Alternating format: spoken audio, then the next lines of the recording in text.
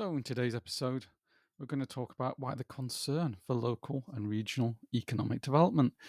And then we're going to ask, why do we need to follow facts and evidence? Why do we need to use evidence, information, and analysis?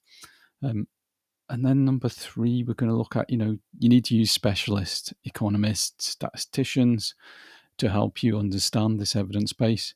Number four is common approaches taken by economic development teams and agencies. Five is just some advice, from my long years doing this kind of work. And lastly, we're going to talk about this scale of competence, how to look at your own operations and are you really, really good at using evidence and analysis to inform what you do in economic development, or are you a beginner? Don't you use it at all?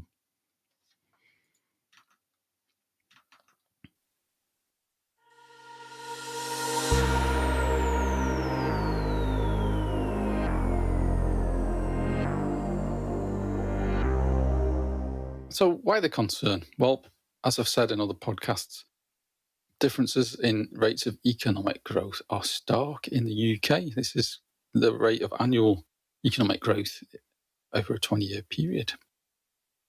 Again, rates of jobs growth vary differently between local economies in the UK. Wealth is also, very different between each locality. There's a lot of disparities in wealth in the UK. And finally, productivity in terms of GVA per hour worked.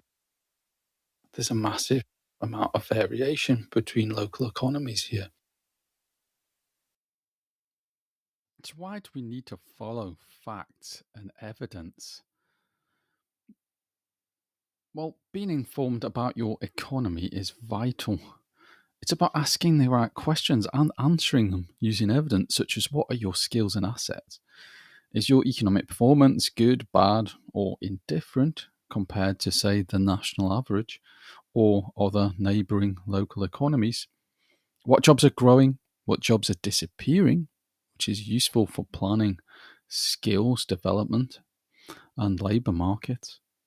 What's the state of your local industries and big employers? How are they performing? Are any of them at risk of closure or of moving out of your locality? How entrepreneurial is your local area? How has the economy changed? And have you built this understanding into your economic strategies and services? Is your view of the economy out of date and your strategy based on out of date trends and data about the economy?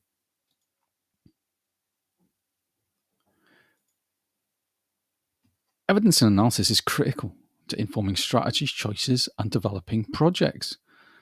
It provides evidence of problems, opportunities, and causal relationships. Sometimes they're one off studies about a local economy or a particular industry. Others may be regular baseline studies or economic reviews conducted every year or every 2 or 3 years. Some economic development organisations and teams have an intelligence or research team and a programme of research. There's also this research observatory idea where you have a public platform for evidence and reports and insights, and it's made to be accessible. There's some reports go for deep dives on some very specific topics, such as emerging markets or capital or property investment or entrepreneurship or innovation, for example.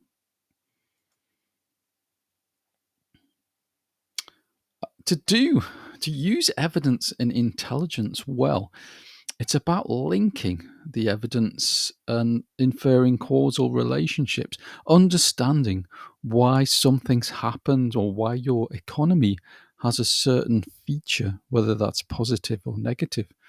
And it's about often triangulating these different information sources. If you can't present analysis and figures, you can't sell your region or make the case for investment. Often, an inward investor will ask for an information or data pack about your locality in the early stages of an inquiry. They'll want to know about what other companies are based in your region, what is the local workforce and skills base, Do you have a strategy or vision for the region, for example, which fits with their business plan?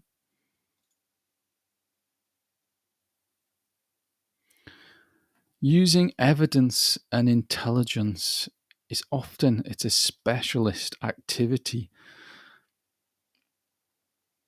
You often have people such as statisticians who can process and collate data and conduct some analysis and quality assure your data and information.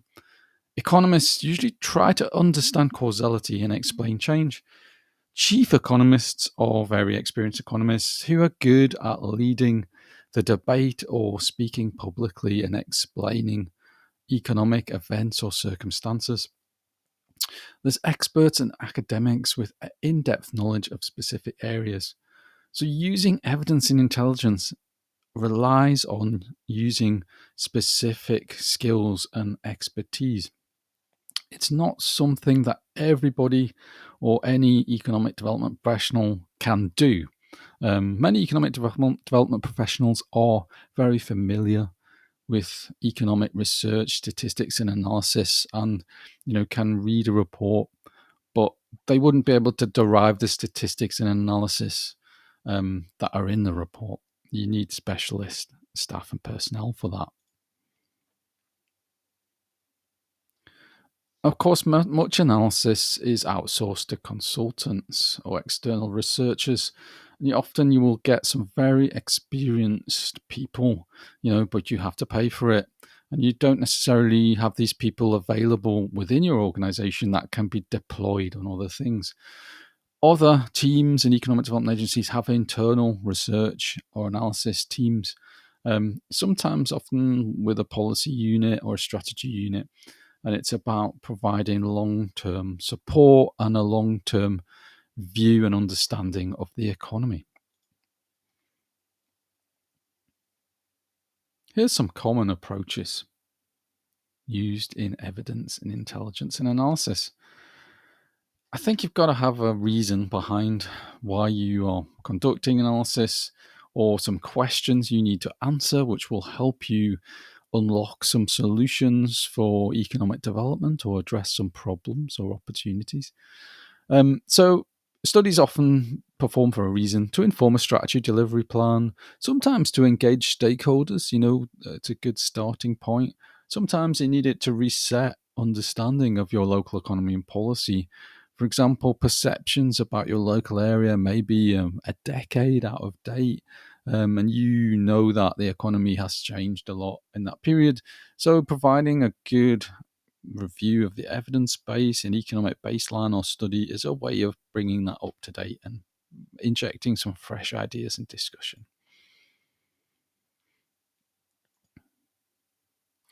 In terms of how is this done, well, it's sometimes it's basic studies, including dashboards, which are really about just gathering statistics and putting them on charts.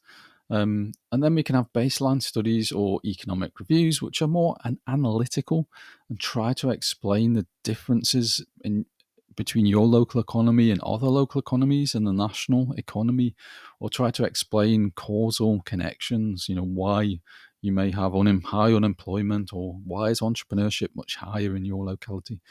Um, there's other studies, including sector studies, which are quite common, but maybe about manufacturing, IT and digital, or life sciences, for example.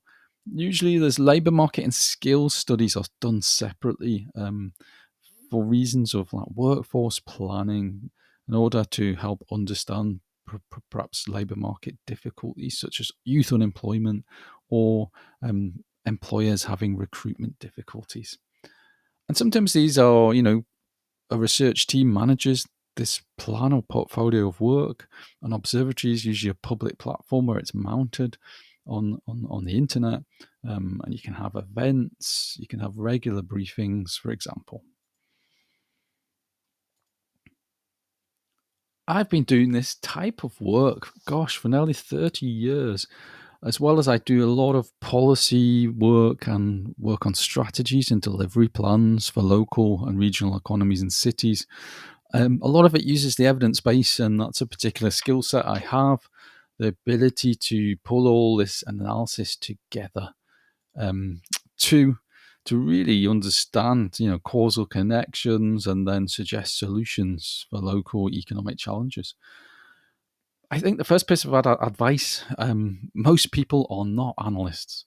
Um, Most professionals working in economic development or public policy, they're not economic analysts or statisticians. They're not experts on socioeconomic statistics. They wouldn't really get much out of a data dashboard. As somebody said to me about 20 years ago, who worked for a national careers organisation, and they were involved in labour market intelligence, they told me, I can't understand the raw statistics or tables or charts. Give me something I can read on the bus to work, because that's the only real chance during my day I'll get to look at this stuff, to look at evidence and be able to keep it informed about trends in the workforce and the economy.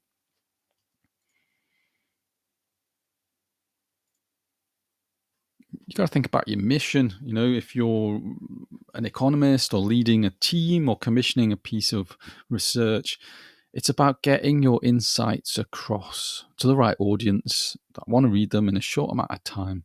You've got to build up trust. They can trust you that the work's been done diligently, that any conclusions you may make or inference of causal connections or recommendations, they're made on objectively. They're qualified by the evidence. You got to think about your audience. Most people, a dashboard, I would say, is only useful for a research audience, people with research experience. So you got to think about who's your audience, who you're writing your report for. Is it the CEO of your organization? Is it for politicians or leaders who may be able to spend 2 minutes reading at it? What are the expectations from the work? What are your desired outcomes? Why would anybody be interested in what you have to say? Non-technical audiences, i.e. the majority of people who read your work, they're more interested in the implications than the method or statistics. You have to reach a point where they trust you've got that covered. You trust that you know your analysis, you know your statistics. And there's this thing called the so what factor. I said, so you've told me that unemployment in our locality is double the national rate. So what? What does that mean for us? What do we need to do differently? What's gone wrong? You got to have a plan, And usually, if you do a piece of work, it's good to do this before you even start. Ideally, what do you want to say? I mean, in terms of the topic, what do you want to inform in terms of decisions? And what do you think are some of the compelling arguments that are emerging? What evidence do you need to deploy to discuss that argument? What kind of profile of scrutiny is the work going to get? Is it going to be highly scrutinized? Is there, £10 million or $10 million riding on your analysis? This would tell you, how robust it needs to be. That you've got to be watertight in your analysis. And I'd say just keep any structure simple and focused, and any written output simple and focused. This keeps them transparent and easily communicated.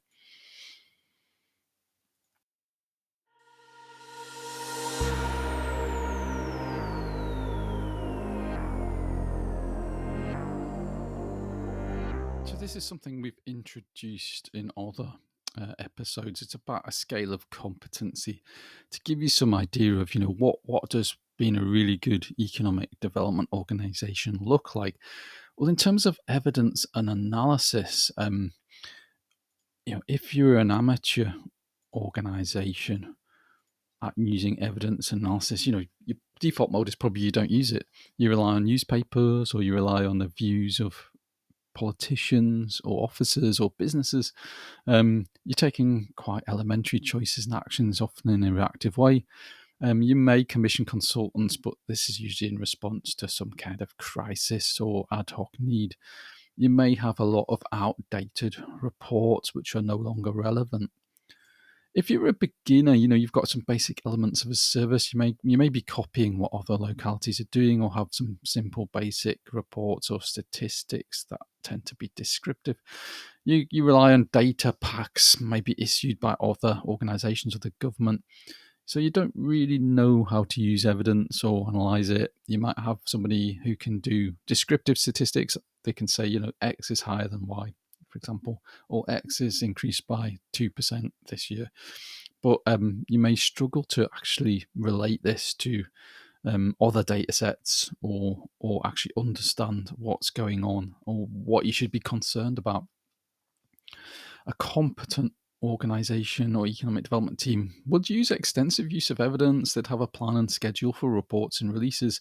Probably got some staff capability there to manage this process and undertake research and be responsive. Generally well thought out services initiatives might be reliant on consultants and contractors, might not have so many internal staff with the capacity to do the full work or have the full range of expertise required. And you're starting to think about the long term and long term planning for research. So, what does good look like? What does best practice look like? Well, if you're a dynamic economic development organisation or team, you're regarded as the leading authoritative voice about your local economy. You've got deep and extensive knowledge of local, regional, and national economies. You're able to analyze evidence in depth and also can create your own information capture. You're conducting your own surveys. You're gathering your own primary evidence, creating new insights into your local economy. You've got deep networks. You understand stakeholder positions, and you know the different types of audience, and you actually tailor information products for each one. You may have an economic report, and you have different tiers of the report. You may have a 100-page report, but then you've got a one-page summary for busy people in leadership roles who need to take away the key messages. You've got a long-term research plan that takes in the ideas and needs of colleagues and stakeholders, as well as your own organization's needs. You've usually got some kind of chief economist or director who's a spokesperson on economic matters for your locality or region.